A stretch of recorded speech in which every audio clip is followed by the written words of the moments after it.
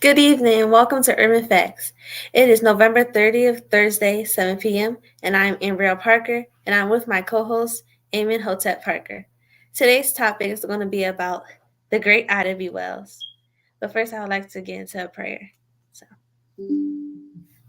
okay. So, Father God, we just thank you for this opportunity to bring forth knowledge to your people, Lord, in the community in regards to the youth and the community.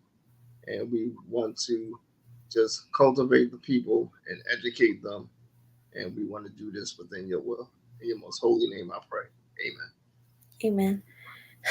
I would like to thank our sponsors, Bethana, Culture Exchange, DocuCare Copy Service, Foods from Heaven, Girls Who Brunch Tour, Lighthouse Church International, Scoop US Media, Telly's Glam, and Philadelphia Kappa Silhouettes.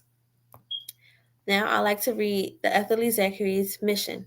Our mission is to educate, cultivate, through literature, arts, and history, and worldview to give inner city youth the pathway to rise from poverty, discrimination, and social injustices of the inner city streets.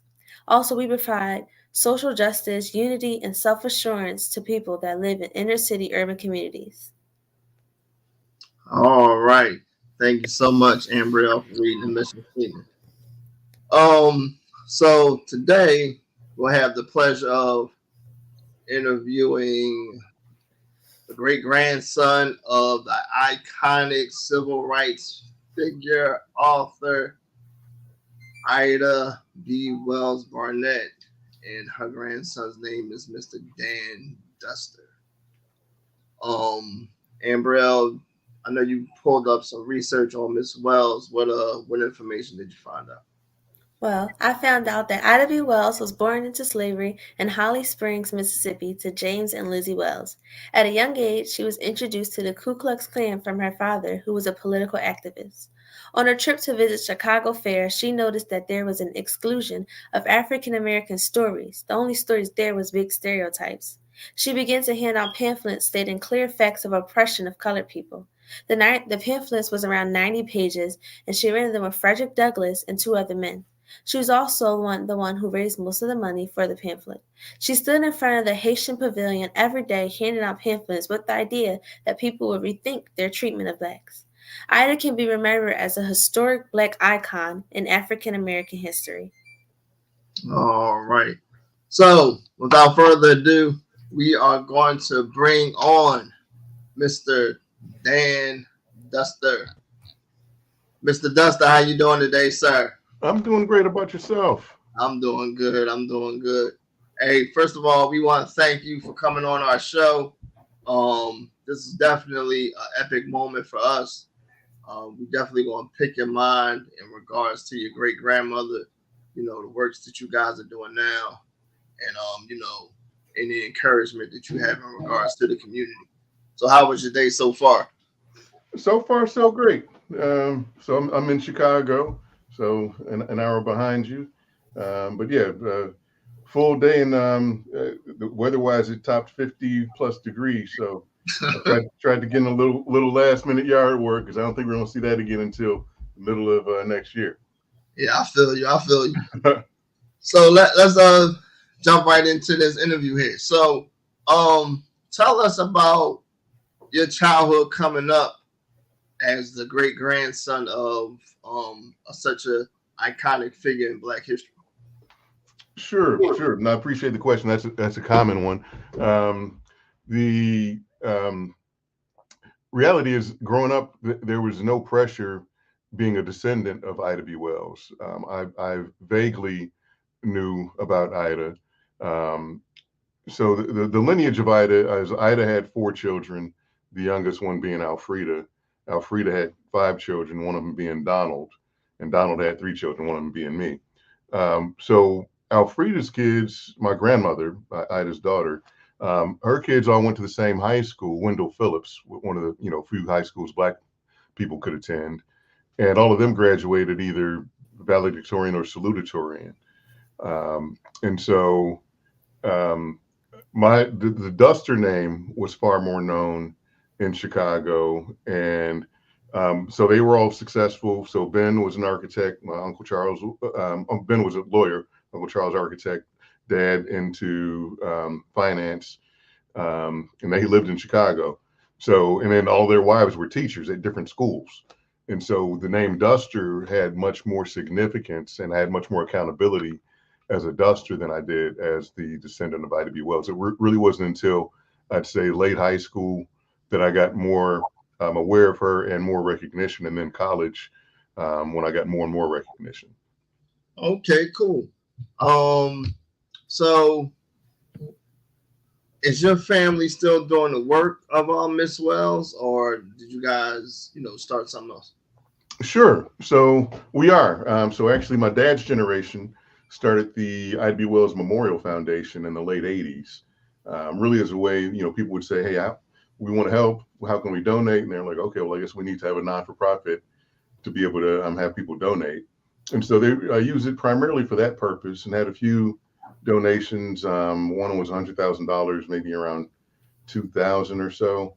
And then they gave away some awards in journalism for journalists who were doing the work of Ida B. Wells.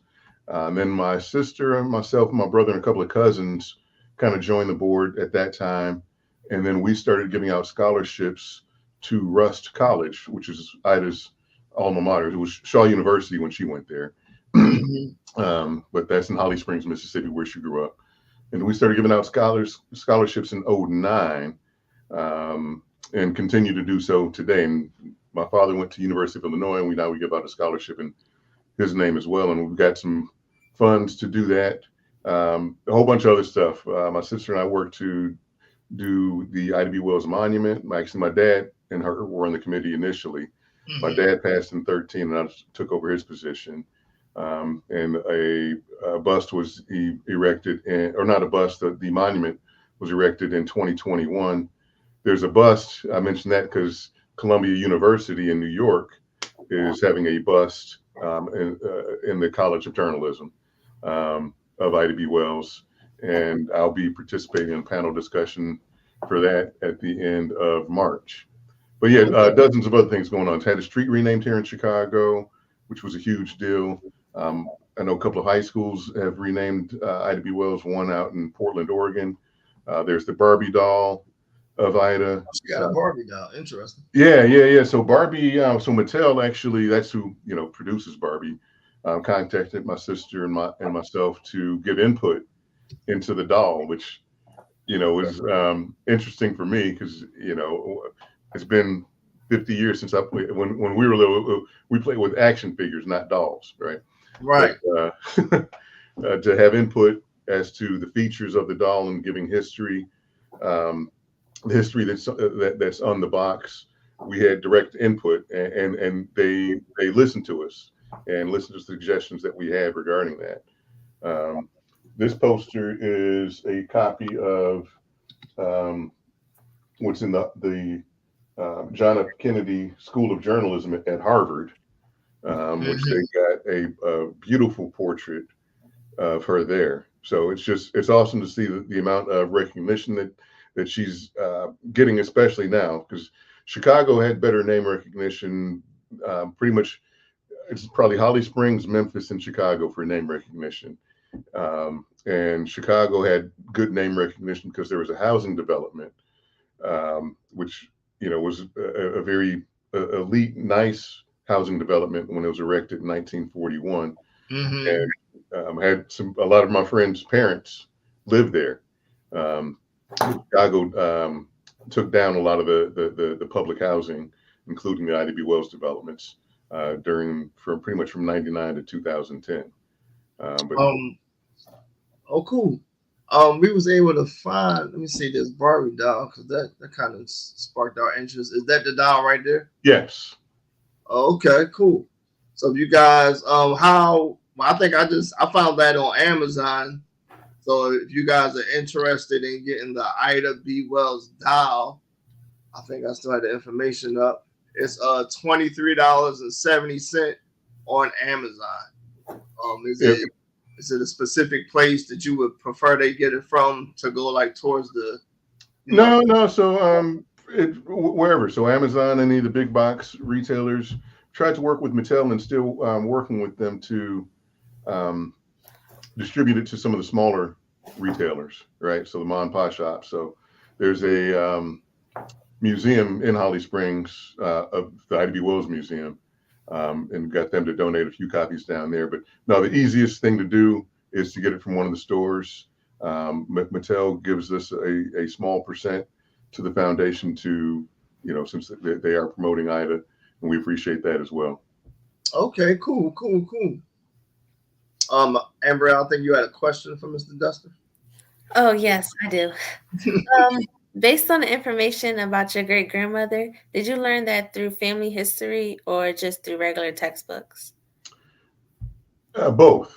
So I'd say initially through family history, and that was at a high level, and then through reading. In my 20s, I started to get requests to speak about her, and as such, I needed to know more about her. So I read more and more. And then my dad and I had conversations probably in my late 20s and early 30s about who she is, what she did, and the values that were, passed down through the generations, which makes sense. Is that she valued education. So again, going back to my um, so a quick story about one of her sons, Herman Colsat Barnett, went to University of Illinois in Champaign, where I went as well, and my dad and his two brothers went. And Herman Colsat, and there's a guy by the name of Ben Duster, who came from Indiana, and they were also founding. In addition to going to U of I, they were founding members of the chapter of Alpha Phi Alpha that was at U of I. And so Herman brought Ben back to Chicago. They worked at his dad's, Ida's husband's name is Ferdinand Barnett, who was a prominent attorney, primarily civil rights attorney in the Chicago area. Actually, owner of the Chicago Conservator, which was one of the city's first Black newspapers. But that's why I'm here today. Is Ida's son brought Ben back to Chicago. He took a liking to his little sister Alfreda, and they got married. But like I said, all of their children went to college and have advanced degrees. The grandchildren, which I'm one of the great grandchildren, all of us in that lineage went to college. Half of us, more than half of us, and I'm not in that half, have advanced degrees. So growing up for me, one of those. So going back to the values, education was definitely one of the values. It was natural for me. It was always like, what are you going to do after college? Integrity was important. Just always doing the right thing. You don't steal. You don't take what's not yours. We'd leave money around the house, and nobody else would touch it. I learned that you can't do that in a fraternity house. I'm still waiting on some CDs to be returned. And a couple other values, again, about community and justice. So a number of people in my family, my dad was technically he was the chief operating officer, but he really operated as the executive director for a nonprofit. My father, my uncle did a lot of things as an attorney. I still meet people today that he worked with, and like, oh, he helped me on this project or with this house or with this this problem. So those are different ways that I've seen that those values were passed down purposefully, and we're still living them. Like most of my siblings and a lot of my cousins serve on boards or do other things to help different communities. That was not required of us, but that's what we saw, so it was natural. Oh, cool. Now with your great grandmother being at well, hold on, before I get into that, we was watching the documentary with you and your sister on there, and I know that you guys referred to her as Ida opposed to, I guess, your great grandmother, or was just, I guess, what y'all used to, I guess. I use it interchangeably, and I'm smiling because it's probably been 6 or 7 years. I spoke at a school, and a woman was highly offended that I referred to her as Ida instead of Ida B. Wells. I'm like, I mean, my family, right? So I'm comfortable saying Ida or somebody else saying Ida. But yeah, so I did have a person who expressed her offense by referring to her as just Ida instead of Ida B. Wells or Ida B. Wells-Barnett. Excuse me. So with your grandmother being known for combating violence in her era, what would you think her reaction in regards to inner city youth today would be? Oh, frustration, disgust, disappointment. So many of the things that she was fighting for just at a broad level, for civil rights, for anti-lynching in the community, and then to see so much progress in some of those areas, if not most of those areas. Well, right now, the number one perpetrator of violence against Black people is Black people. And so for us to have made so many strides, that's again frustrating and disappointing. Is that's she was all about helping any and everybody, and it was, like I said, violence was, and that's my thought on violence, which I'm sure was influenced by her. Is violence is a last resort, right? So just having a fight to fight, I'm literally have not had a physical fight since fourth grade. When I transferred to a school that was a little tougher, so I started to talk my way out of fights. But that's just something that typically is not necessary. Is the fighting in general, but also the violent crime that takes place is that's another thing she'd be frustrated by, is that she set up different programs. If there was a need. My analogy or description of her is that most people say, man, somebody needs to do something. They see a problem and something needs to be done about it, or somebody needs to do something about it. She'd see a problem and say, I'm going to do something about it. Right. So the number of programs that she started is phenomenal. She started the first Black kindergarten for Black kids. She did the Negro Fellowship League for Black men, because again, she was instrumental in the migration of so many people from the South to Chicago and other northern cities, but specifically in Chicago.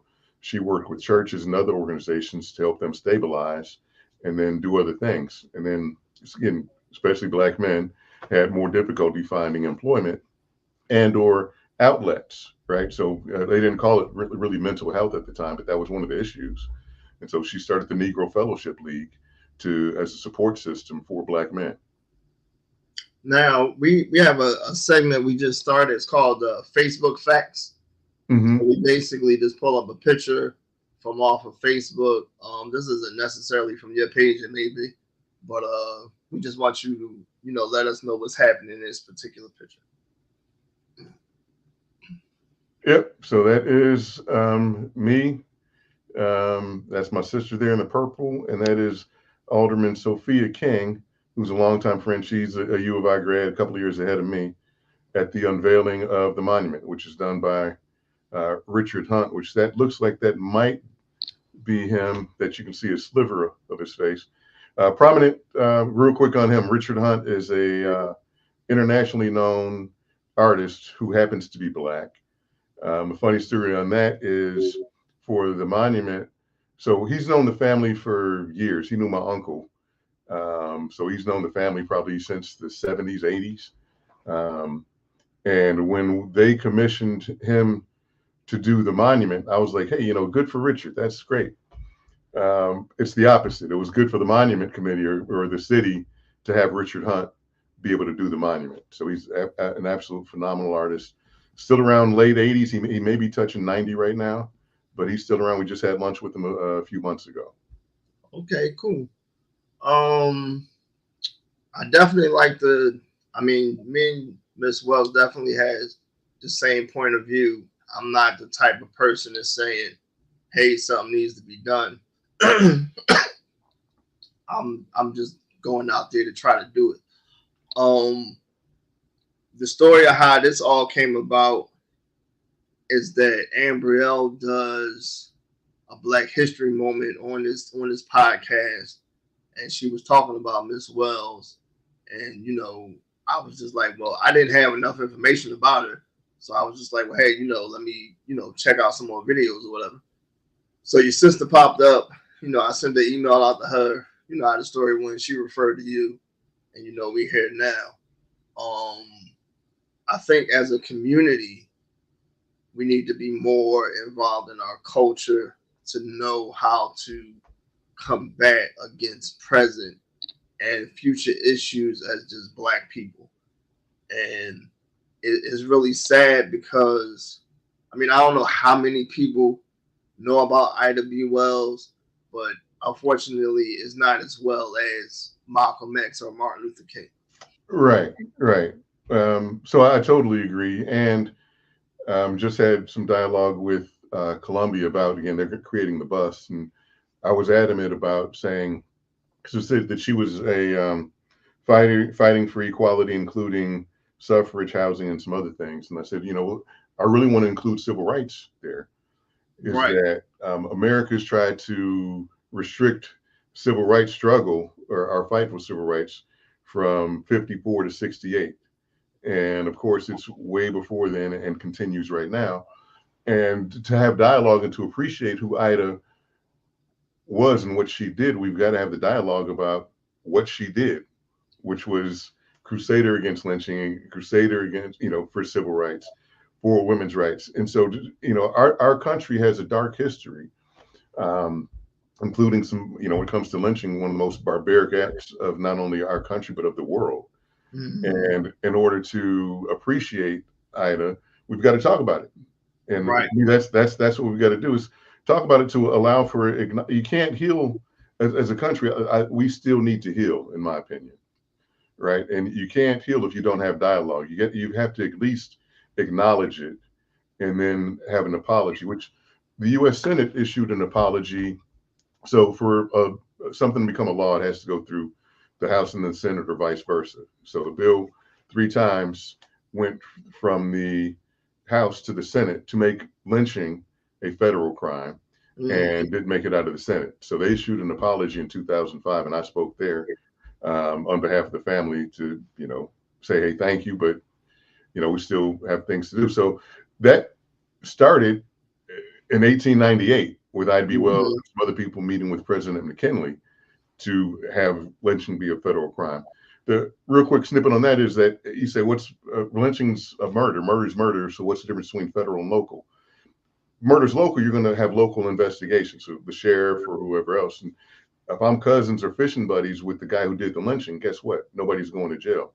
Mm-hmm. So, and upwards of the 5,000, and I think the number is like 4897, somewhere in there, that's documented lynchings, because I'd say the number is triple, quadruple that. Literally, almost nobody went to jail. And had it been a federal crime with federal resources, I think if somebody went to jail, then that would have slowed down or eliminated lynching a lot earlier. Yeah, it's sad. Like I said, is even with the fact that that law initiated in the 1800s and was just passed in 2005. That's that's really sad. I mean, Yeah, yeah. So it is. And my sister and I were there last year. That was signed in March of 22. And my sister actually spoke at the White House. So I was there. You'll see there's a picture of about, I don't know, a dozen folks standing behind President Biden. My sister's in a green coat and I'm in a dark suit. But we were there for the ceremony. So that was cool to see. But it's one of those things that's always, you're conflicted. Happy that it happened, pissed that it took over 125 years for it to happen. right now, from my research on Miss Wells, I discovered she had something to do with the Pullman Porters. Mm-hmm. Yeah, dude. I mean, I don't know how she did everything. Um, so, yeah, she had interactions with the Pullman Porters. Was so Ida. Um, and again, I haven't done enough research outside of Ida to know what she was first at. But she was one of the first to initiate a boycott. And that was in Memphis, Tennessee in 1892 after 3 of her friends were lynched. She Mm-hmm. initiated a boycott of the rail car system there. And again, that black people just didn't really do that back then. She went to Europe to try and initiate a boycott against the U.S. U.S. was the largest exporter of cotton. Great Britain. So she went to England and Scotland. with the largest importer. Um, and so her mindset of economics behind civil rights and having not only social consequences but economic consequences was truly ahead of her time. She was a trailblazer with that regard. And so with the Porters, the Pullman Porters, she had dialogue with A. Philip Randolph on their situation as well. She was instrumental in getting one of the aldermen, the black aldermen, elected here in Chicago. So yeah, just the amount of things that she did is absolutely phenomenal, and that she was not paid for a lot of them, right? So she did it, purely as a means of, hey, this is wrong. It needs to be corrected. I'm going to work to make it happen. What was the other question I had to ask you? I forgot that fast. Oh, so correct me if I'm wrong, but she's also one of the originators of the NAACP. That is correct. So the NAACP started really as a result of a riot, in my opinion, a massacre in Springfield, Illinois in 1908.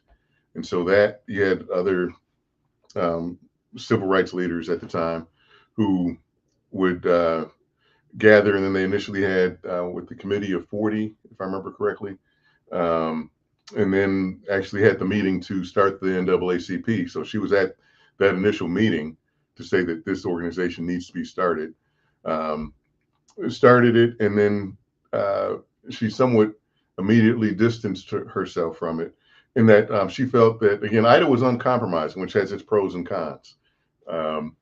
Is that she felt that they were not aggressive enough about doing anti-lynching things, because again, that ruffles feathers, and some people don't like to do that. So another example is she and Frederick Douglass were counterparts for the most part. Frederick was a lot older than her, but when she came to Chicago in 1893 to initiate a boycott for the World's Fair, because the absence of the Negro, the only people of color there were from Haiti.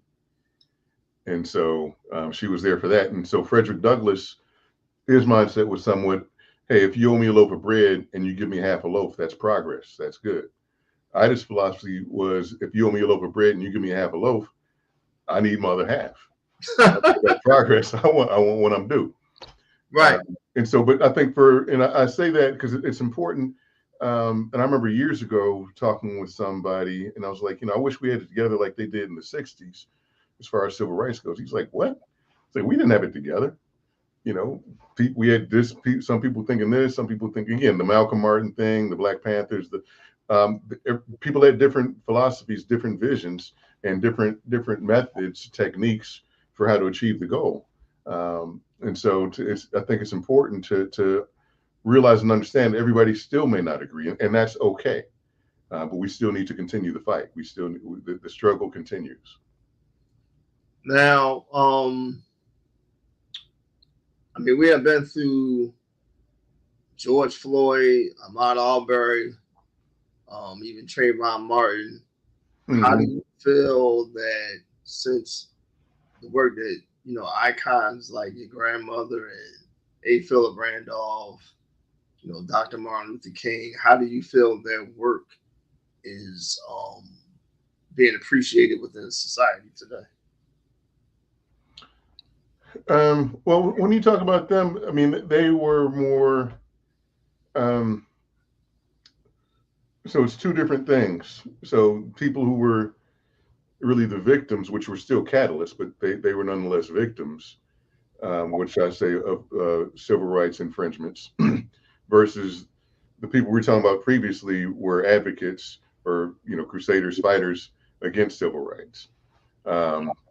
But again, that still, to me, still speaks directly to that there's still a need for, to have a movement like Black Lives Matter to make people aware. Because when you look at some of the footage, there still was an effort to um, criminalize, dehumanize some of the people we just mentioned, right? So the George Right. Floyd, oh, he was a bad guy, he was on drugs, or he was a man, right? So yeah, he could have been a bad guy, but some of the things that have happened to black people throughout our country's history, if it happened to an animal, PETA would be upset, right? You get Hmm. more angst, anxiety, um, over something happening to an animal than what happens to a black person. And then again, the way the media can try and characterize that those people again, which happened with Ida. So again, her friends that were lynched in Memphis were successful business owners, upstanding men in the community. She was godmother. So Thomas Moss is one of the guys. She was godmother to Tommy's child and friends with his wife. They had another baby on the way. She was out of town when it happened, so she heard about what happened, but then read in the papers, a couple of days later, and said, "Oh, well, these thugs," and didn't say thugs, but to that effect, these people were, causing trouble and blah blah blah, and pretty much the white people took up arms. And it was the exact opposite: is that the black men were defending their stores, and the white people came and with the intent of destroying the store and/or killing them. So just the narrative of how it's changed to make the oppressed look like the um, who's causing the trouble. So unfortunately, those similarities still exist. Now, Philadelphia just had a very historic mayoral election. What would what would your grandma what do you think your grandmother's thoughts would be in regards to Cheryl Parker being the first black Yeah, female go. Is it Cheryl or Sherelle? Anyway, Sherelle, I believe. I'm sorry. Sherelle, right? Yeah, another victory, and we still got work to do. Again, I don't. From my reading about her, didn't spend a lot of time celebrating. Right? It's the problem is still there. So again, there's progress, which is great, but until there's completely a level playing field where race is not a consideration. Going back to Martin King's words, the content of the character is the most important thing, and so that race is still a factor would be frustrating for Ida, but she would definitely celebrate the victory. Um, what advice do you have for today's inner city youth in regards to what you've seen as a youth coming up? Your family's history. You guys being connected to Ida B. Wells. I mean, what advice do you have for inner city youth in regards to all that? Sure. So one of my favorite shows to watch, and I just recently tied it and made a keynote speech out of it. The television show "What Would You Do" with John Quinones. And for those who may not be aware, they set up a real life, but it's staged um, conflicts or confrontations or things that happen. So, what would you do if you saw somebody stealing from a tip jar at a restaurant or at a convenience store? What would you do if you overheard somebody talking, and being racist directly to somebody else? What would you do if you saw somebody being bullied? And that's impacted my life because literally 99% of the people walk by and don't do anything. Right. But occasionally you get somebody who does something. And so when it comes to, because people will be like, how can I be like Ida B. Wells? I'm like, it comes down to what would you do at any given moment? And then I change it to what will you do? Because some things you can pretty know that you pretty much know you're going to see. So when I talk to people on the college campus, I say, what would you do if you're in a fraternity and you see one of your frat brothers trying to take advantage of an inebriated young lady? You're probably going to see that. So what would you do? So walking away is not appropriate. You got to step in. And so wherever you can do to make that difference, and this is what I say, this is how you make your legacy matter. Because a lot of people say, how do you make your legacy matter? So one of my keynote speeches, and I've got a website I'm developing right now, which is called Make Your Legacy Matter, speaks to this thing specifically. Is, say what advice would I give is do the right thing. Have the courage to do the right thing and think about things beforehand, because there's certain circumstances that I guarantee you're going to see in your life, whether it's next week or in the next decade, You're going to see somebody be bullied. You're going to encounter somebody being racist or being one of the isms, whether it's racism, sexism, ageism, something like that. Telling a joke is, what would you do? What should you do? And what will you do? And then after, it's going to be, what did you do? Mm-hmm. So for me, certain things, I don't allow people to say the N word around me. All of my friends know I don't like it. Now, I don't break up a group discussion, but I'll pull somebody because it can be confrontational, if they don't know my background. But it's like, hey, look, here's what I see is the word and why I think we should stop using it. Other things I've done is, people don't invite me to certain things because they know I'm not going to go. That's not who I am. They're not going to have certain conversations. My friends won't call a female the B word in front of me because I don't tolerate that. So it's certain things that you can say, this is who I am. And the older I get, the more comfortable I am in, not being invited or saying, oh, we didn't do this because we knew you wouldn't like it. Cool. That's Right. who I am. Now, Ambriel, I asked Mr. Duster what advice would he have for the youth. Like I said, this is a historic moment for the foundation, and as for you as a youth yourself, because you've actually learned about his great grandmother in school. So, I mean, what would you have any questions or anything you might want to address to Mr. Duster? Um, Actually, this is actually kind of shocking because, like, wow, you actually just hear about these people on, like, your textbook. You don't really think that you'll, like, meet somebody who's actually related to them.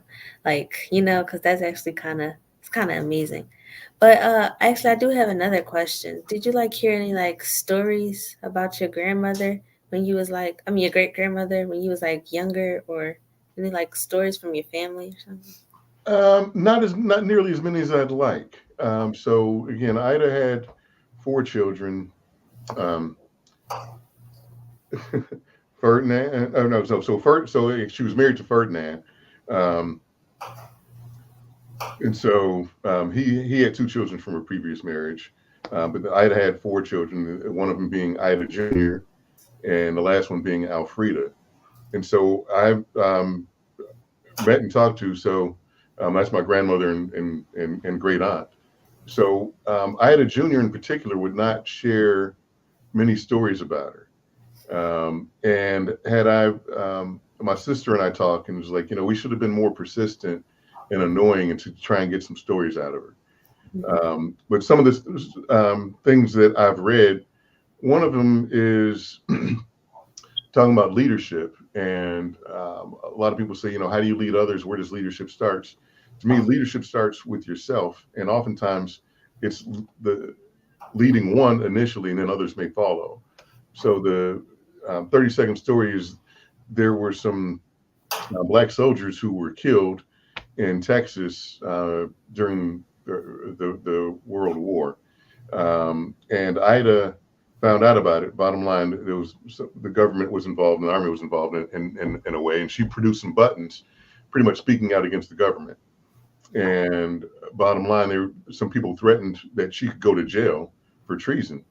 And they were like, why would you be one of the only Negro out of a million who would fight for this when nobody else is? And she said, hey, I consider it an honor to go to jail for speaking out against the government, that dastardly deed that they did, versus remain silent and be safe than be amongst the other 999,999 other Negroes because they're scared. And so that's, you can find that quote, but that's something I found out later on. And it's just inspiring in that, again, oftentimes leadership starts with one, and you got to have courage in order to do it. And I've got an acronym that I call Be Wells, which is be wise with your choices, be excellent with your actions, live with integrity, lead with courage, and speak with passion. And so that's what she did all the time. If you look, she was wise with her choices. You've always got a choice. So that's my closing and advice to you is you've always got a choice.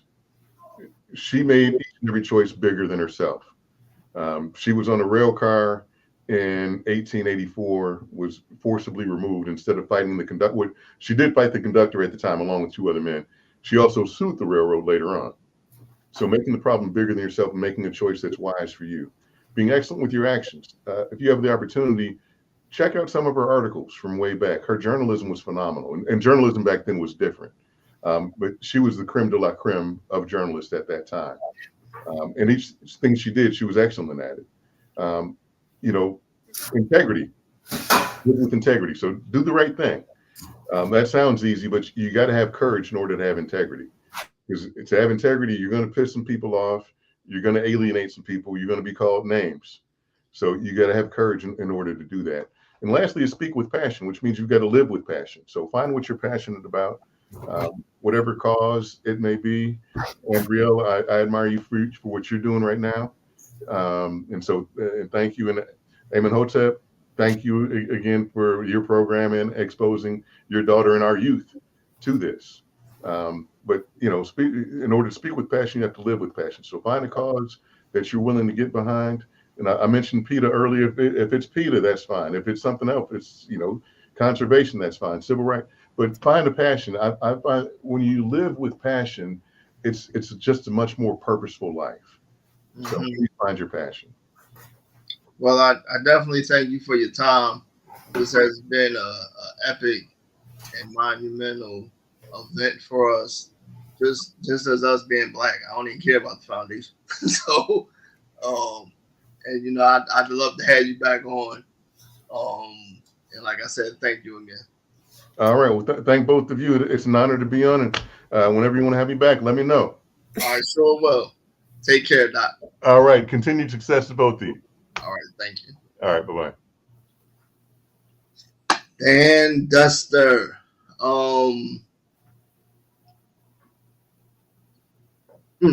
I can't even tell you. I think I started this. I don't even know Ambrelle remembers. Maybe like a year ago, I think. And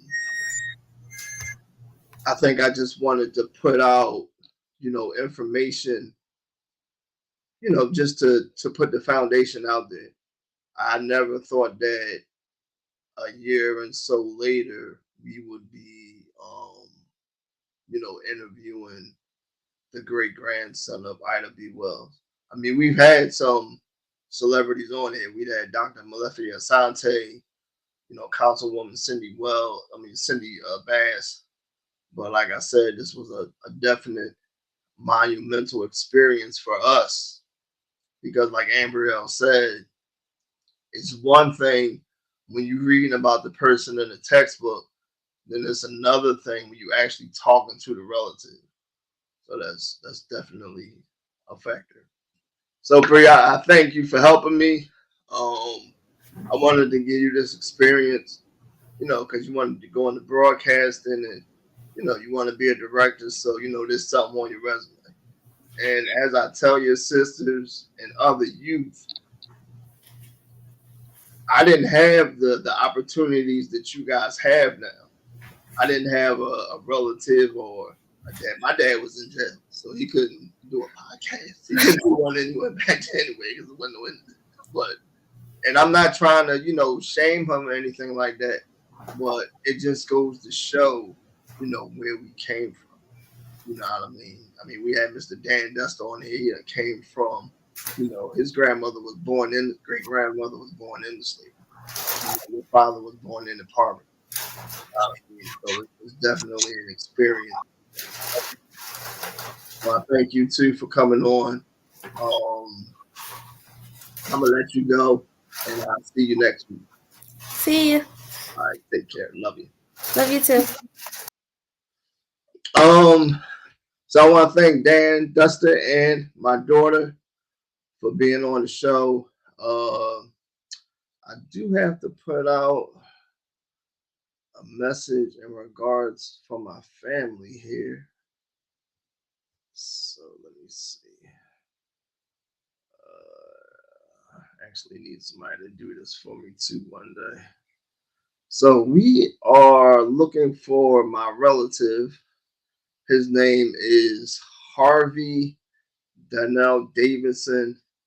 He was last seen in Paterson, New Jersey. Anybody has any information on Harvey, you can give the foundation a call or shoot us an email. So here's our number. Actually, that's not our number. This is our number. This is our email right here. So if you have any information in regards to Harvey Darnell Davidson, please email the Ethel Lee Zachary Foundation at elzfnd@outlook.com. Once again, that's elzfnd@outlook.com. Any information in regards to his whereabouts would be greatly appreciated. So, like I tell everybody, the staff that works with me, the people that I talk to, I don't do any of this for recognition of myself because I don't care about none of that. I do this so that youth can achieve better than what I have and from what other people that I've known, have done also, better than them. Even the people that I know that have PhDs, I want them to do better than them. You know what I mean? Even with Michelle and Barack, I'm sure they want their daughters to do better than them. And this man was the president of the United States. And you probably are saying, well, what's better than that? I don't know. Wait and see what they do. You know what I mean? Don't limit yourself. Excuse me.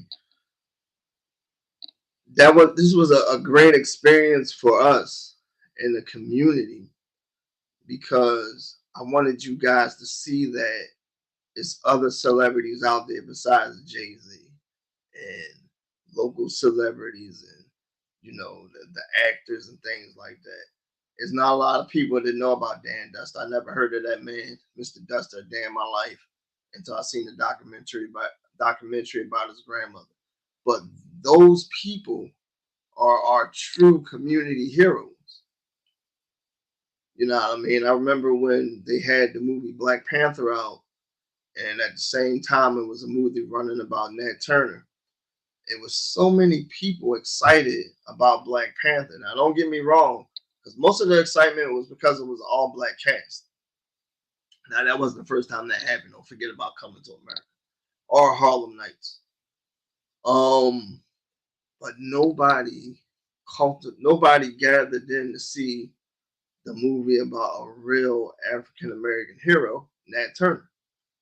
We just had a real African American hero on our show, Dan Dustin. Now, he might not consider himself as that, but I do. He's still continuing the work of his great grandmother, Miss Ida B. Wells-Barnett, and that's a lot to say. You know what I mean? And he has a legacy starting from slavery. His family started from slavery and to the now current Black Lives Matter movement. Mr. Duster trails and tracks a whole history of a textbook. You can sit and talk to this man and get your whole Black history right there if you wanted to. At least in regards to Miss Ida B. Wells. But this is why we have to be expedient on knowing our own history and knowing our own culture. I mean, it's cool, your kids know all the famous rap songs and who doing this, and y'all watching reality TV and the famous housewives and all that. I was about to say pick up a book. You ain't even got to do that. Just turn on YouTube. Type in somebody's name. Ida B. Wells, A. Philip Randolph, Malcolm X, Rosa Parks. Turn on somebody's information. Pull up somebody's information and just see who these people are. We even got local celebrities within our own list. We got to know about our own culture, our own community. That's the only way that we can cultivate as a people. Like he said, his grandmother wasn't sitting around talking about, oh, we got to do something like. She was doing it, and that's me. You can ask my director of education. I'll say something, and then the next, or probably the next minute, I'm like, I want it done. And she'll be like, hold on, you can't, you got to find out how you go. Sometimes I don't even listen to her sometimes. I just go ahead on and get it done. Because these kids, the lives of these kids and the situations that they in, they ain't got time to wait. They ain't got time for somebody to figure it out. And I see it every day. I see these kids, I do Uber like 4 o'clock in the morning. I see it every day. These kids ain't got time to wait. So, I definitely want to thank the sponsors again. I love you guys. The people that watch this show. If you watch it live, a couple days later, I don't even know how all this works. But I used to think that the number that's up there now with the little eyeball was just the people that watched it. But, to my surprise, other people watch this on different platforms. And I appreciate it. And if you ever want to give to this work, this is our Cash App right there. It's Cash App ELZ, $ ELZ FDN. All the money goes to our mission of cultivating and educating you. I don't pocket anything. I don't do that. It is organizations out here that get millions and thousands of dollars, and you wouldn't even know that they're supposed to be helping out the community.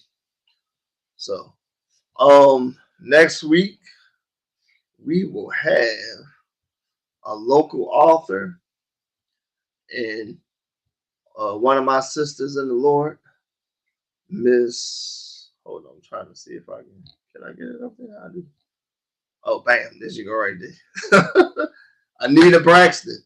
So we will have Miss Braxton on here next week. She will be talking about her new book, God is Speaking. Are you listening? So please tune in next week. We'll have Ms. Braxton on, and we'll pick her brain in regards to her new book. And like I said, I thank you guys for just watching this show. I hope you guys were definitely educated by Mr. Duster. The information that he laid out about his grandmother. I want to thank Ann Brielle again. She done went from doing the Black History moment to being a co-host. This was her first time, to my knowledge, doing something like that. And I do remember asking her to do this, maybe a couple months ago, and she was terrified. But sometimes you gotta set your children up in situations where as though they can be exposed to opportunity.